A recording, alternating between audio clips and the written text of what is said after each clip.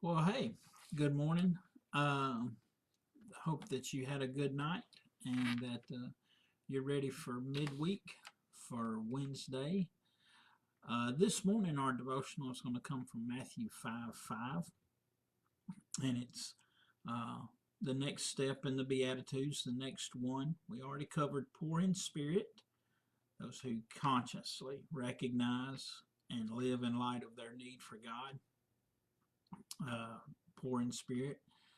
And the blessed are those who mourn, for they shall be comforted. And we talked about all the different ways about mourning, but it's being grieved by your condition, your state, circumstances, the world you live in, a situation. And then the next one is blessed, still means the same thing, joy that or happiness that is not dependent upon your circumstances, how you feel, how things are going in your relationships, how things are going in your career, your personal life, your job, all those things. There's an abiding happiness, a joy that just kind of is beyond all that. It can't be touched by that. That's based on something else that's not related to those things. That's the blessed, and it means the same thing.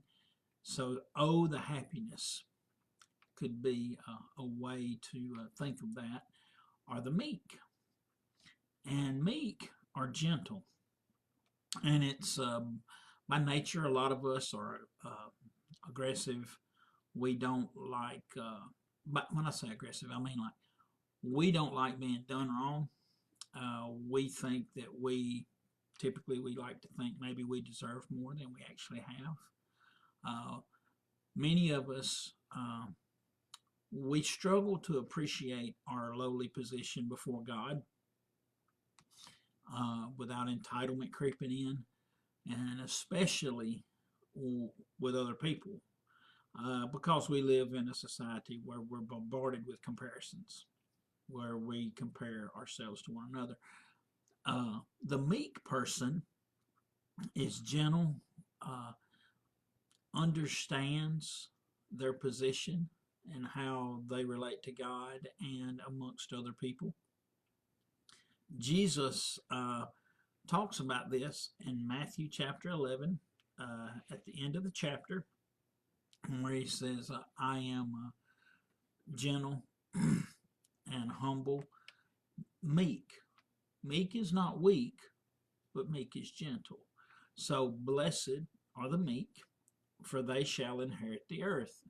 It's not today, it's not now. This is not a prosperity promise for this life.